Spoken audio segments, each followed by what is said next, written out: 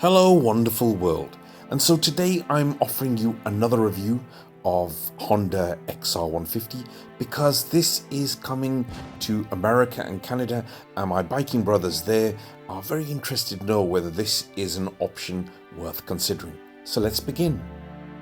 I'll start with showing you how this looks from different angles and different vantage points, and then I'll get on the bike, ride this little horse, and tell you how it feels to ride. During the course of this video, I will share with you the specification sheet, which shows you the nitty-gritty, seat height and tank size and the other bits and bobs that are of interest when you purchase a bike. But whilst I'm showing you the video, I'm going to talk to you about the riding feel of this bike, how this fares as a 150 in a market where really most people consider 150cc not even in contention.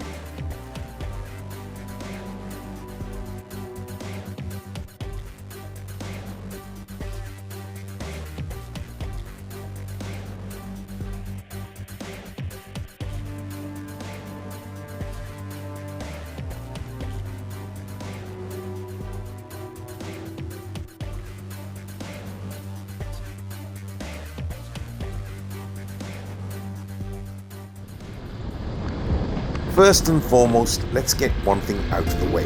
It's 150cc, so we can't expect blistering top speeds.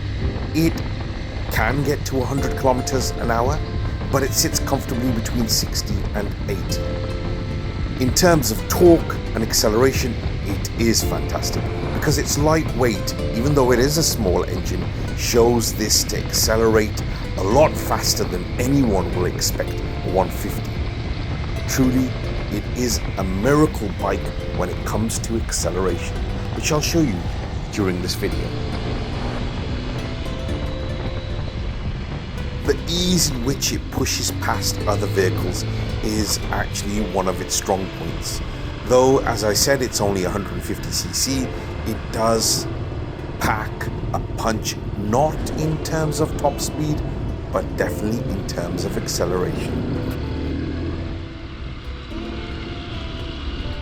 Another fact which may interest some is that it does 40 to 45 kilometers per litre, and with a 12-litre tank, that basically gives you a range of about 500 kilometers.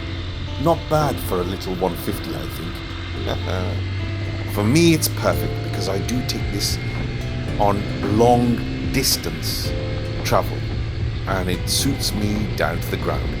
Lightweight, easy to manhandle. Rather than having a bike that manhandles me, this is pretty good for those long journeys.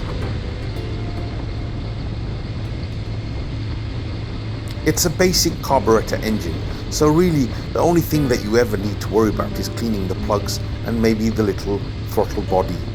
Otherwise, it'll just chug away, move on, carry on, non-stop.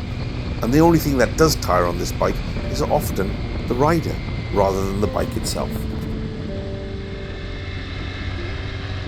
Out of interest, I tried to calibrate the GPS with the odometer, and basically it's out by about 7 to 5 kilometers.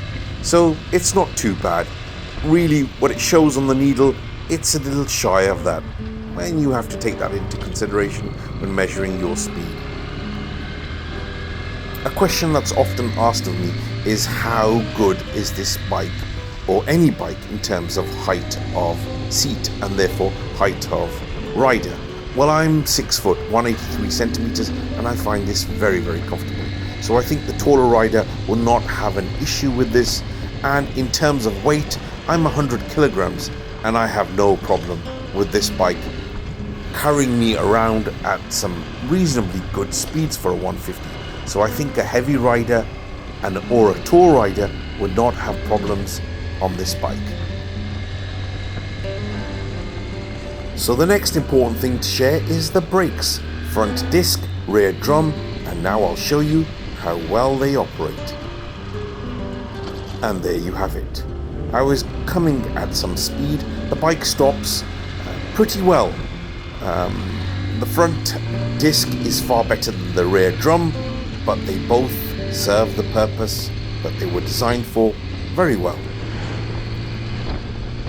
I have to make a confession, the playful side of me loves to overtake on this little machine. It does it so well, with really very little effort. The other benefit of this bike is, I mentioned at the very beginning that it's a very light bike, and that lends itself to being a very nimble bike.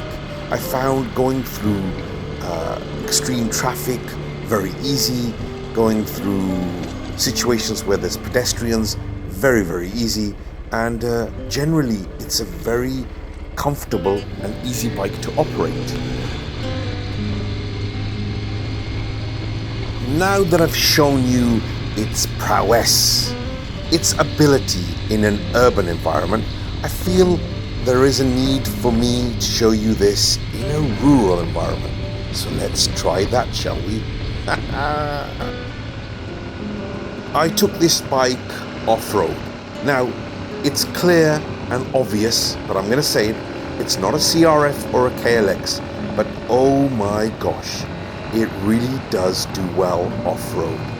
It's not one of those high compression, really, really torquey engines, but it has this presence that makes you feel you're on a proper motocross bike.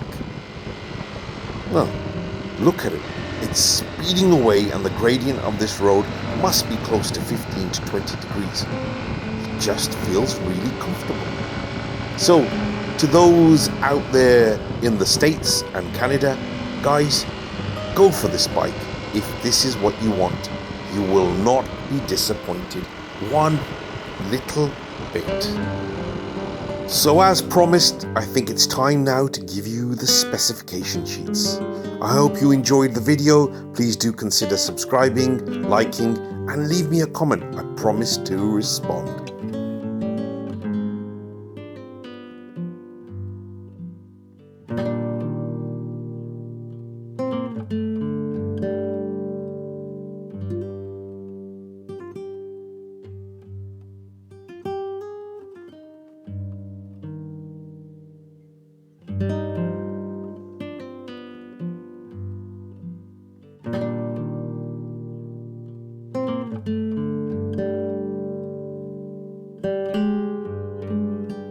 Time to bid you goodbye.